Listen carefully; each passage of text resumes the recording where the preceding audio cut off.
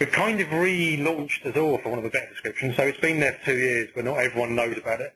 And Azure was for developers, but we would suggest now it's for everyone. Okay, and we'll explain why. Okay, so the big pieces were these. Okay, so as far as compute is concerned, there's lots of ways of doing it. Okay, so I've explained what compute is. I'll just give you the quick one. The cloud services within Azure is what I've just mentioned. Okay, web role, Windows Server with IaaS turned on, and a worker role without. And we've introduced something new. Okay, we've introduced that we're going to start doing infrastructure as a service. Now, why would we do that? Because we want to. I've been cheeky. Our biggest competitor in this space was Amazon, or is Amazon. It's a big old pie out there. There's enough to go around for everyone. We might as well take a piece of the pie. And we're good at doing it. So we've got the infrastructure in place. The only difference with infrastructure as a service is we want to start making your virtual machines durable. As in when you reboot them, they carry on from where they left off, and your data stays there. We currently didn't do that before. So it's just made a few changes in what we currently have already done to make all this make this possible. Okay. So I'm going to hand over to Vikas. Vikas, I suppose you don't know, is our SQL Azure MVP, so most valued professional, Vikas. And on the back of Vikas's MVP shit, when he said MVP-ness there, I won't say it. He gets an awful lot of inside information I don't even get to. So Vikas knows this more in depth than I do. I'm as up to date as watching last night's presentation.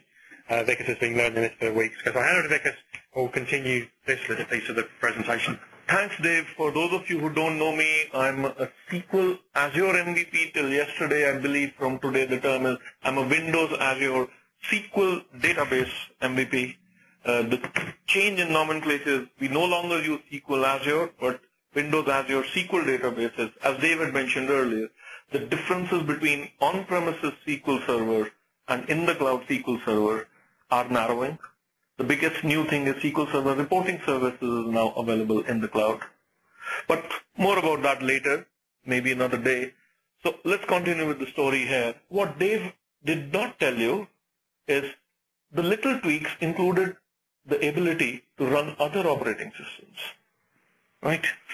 So let's take a look at what we have now. Apart from the new management portal, now the Windows Azure virtual machines support Windows Server 2012 or Windows Server 8, whatever will be the final name, but also Linux. 2 Linux distributions are available out of the box. You can just say, I want a machine running Ubuntu or SUSE or CentOS. What's more interesting is you can actually run anything that supports the standard VHD format. But if you look at the first box on this slide, the management portal and then scripting, Windows, Linux and Mac. Yesterday when Scott Guthrie was doing his presentation, for a few minutes, he was using a Mac to deploy Node.js stuff to Azure using Mac development tools. So for those of you who have issues, I like the Mac tools or the Linux tools for my development work, you can use those. You don't have to use the Windows client. Whatever client you use for your development today, you can continue using that as is. And whatever OS you want to deploy to, you can do that. Basically, what happens is, there are some images which are available already preloaded into Azure, and you can say, I want a virtual machine running one of those images. Or, if you look at the third one, you can boot a virtual machine from a VHD. You can load your own VHD and boot from that. So, somebody was asking me, what about OS, ABI, whatever? Well, if you can boot it from a VHD, you can mount it in Azure. So let me just show you the portal a little bit later, but maybe chat. Let's see what slide and we'll do a demo. Okay. So basically, I, as those of you know me, I'm a great believer in platform as a service, but there are many scenarios, legacy applications, where you want to continue using your existing applications, so it's not ready for redevelopment for platform as a service. So you would use virtual machines. There are also scenarios where you want to retain full control on configuring the OS. You don't want to maybe use, let patches be applied because that you might have got some custom software, which might be an issue, a new patch. You want to test it before you roll out that sort of stuff. For that, you can manage what's in Azure using Microsoft System Center. What people are used to managing their private infrastructure, you can use exactly the same. Not mentioned, you can even use PowerShell now to manage whatever you have in Azure. What you can do, again, because of that little tweak which Dave said, that was an understatement of the day, Dave, my friend. The little tweak is, the VHD can be anything. And because you can put in your own VHDs and you can pull down a VHD, therefore the issue of portability and interoperability, at least from the Microsoft Azure end, is now resolved. You can pull down your VHD, mount it on premises, mount it somewhere else. You can have your VHD locally running on premises, and you can deploy it to Azure. All it takes is a few clicks. No rocket science there, right? And also, you can run a lot of popular Microsoft Server applications.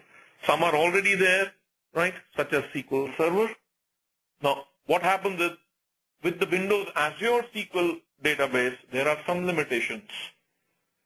Stuff that will not run in the cloud when it is database as a service.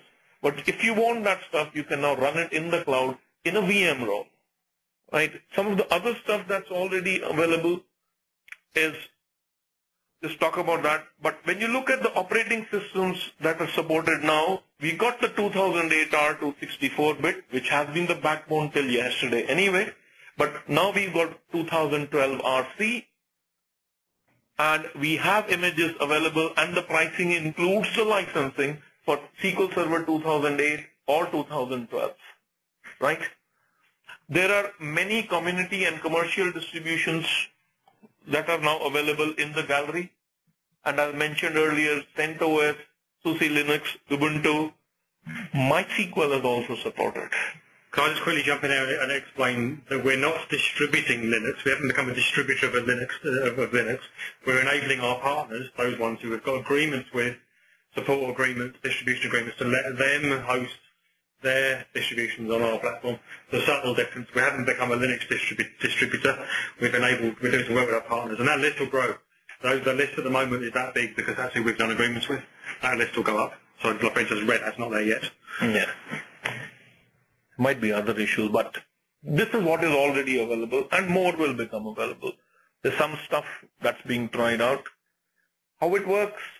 Yes, click on, yeah. Then we'll do a quick demo. Yeah. What you do is you log into the management portal. There's a new preview of the new portal is there. It doesn't have all the facilities, so some of you who've been using Azure for a while, for some stuff you might need to get back to the old portal. Both are running right now. What you do is you create the new VM from the image gallery. What happens internally? The image is then copied into your blob storage account. The virtual machine is booted. So whatever is happening, the change is now, because instead of running it, it's stateless. The blob, it has been copied. The virtual machine image has been copied into your blob storage. All that's happening is anything that you do is stored back. So therefore, if you power down your VM and start it up again, it has all the changes in it. And just a quick one again, I know you apologies if you're going to say it anyway. The benefit of blob storage is we have 3 copies of it always. So if one goes down, there's two others still there. If you want to, you can also, by default, you get geo-replication of your storage.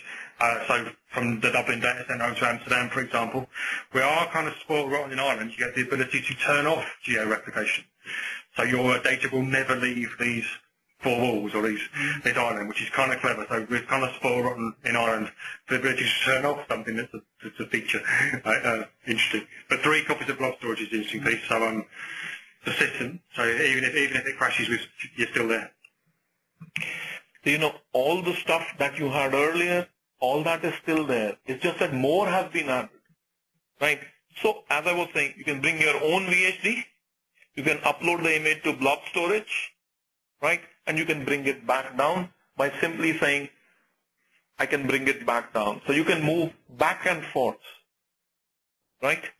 So remember, the change they made was the virtual image is put into your own blob storage, so any changes that are made are stored in your blob storage. And because it's in your blob storage, you can pull it down whenever you want and then mount the VHD, mount the image locally. So let's take a quick look to how it works. Yeah. Change the content. Yeah.